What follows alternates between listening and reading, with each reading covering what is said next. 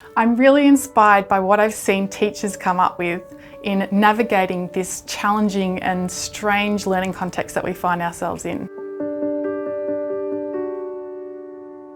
Hi, I'm Alex Box. I'm a primary educator, but currently working to support teachers in developing curriculums and adopting pedagogies that address student wellbeing and activate student agency, and also, at the core of everything, engage kids in their learning. One of the challenges from a wellbeing perspective is that shifting to remote learning context removes the valuable opportunity that we have when we bring kids together in schools to connect socially and to learn collaboratively. And teachers are already doing some great things in setting up and preparing for a remote learning context in a way that addresses these challenges. Really keen to share some of them with you. So first, as teachers, how can we keep students connected?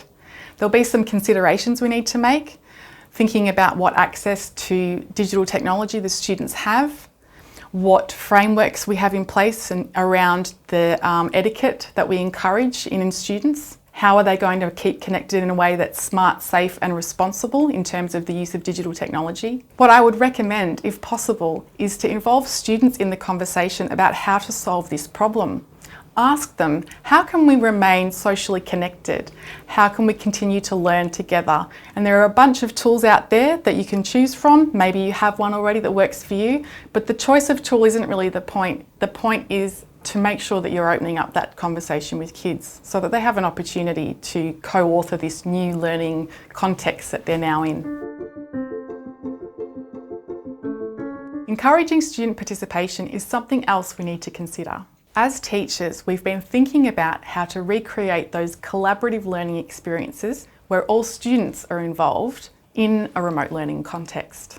So there are a few things that teachers are finding work well to encourage participation. One is incorporating the use of polls in lessons and also to gain feedback from students. Using breakout rooms is an option with some technology. It allows you to take a large group of students, break them up into smaller groups of perhaps 3 or 5 or whatever number works, and then they have more opportunity to participate in those smaller groups. Using energizers is a nice way to break those long lessons up. Energizers are short, sharp breaks from the general lesson where students come together and engage in something fun, interesting, like a number talk, an I notice, I wonder, perhaps a whole class game, and it just re-energizes them, allows a bit of space for humour and fun before they go back to the main focus of their lesson.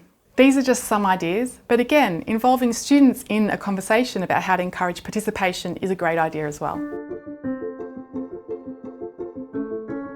In the classroom, students can use manipulatives and other learning tools that they may not have access to right now. Some teachers are incorporating virtual manipulatives into lessons. Polypad's a great one to explore, but there are others and many of them are free.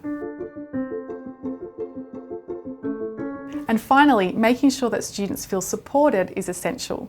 Every teacher will have a way of doing this that works best for them.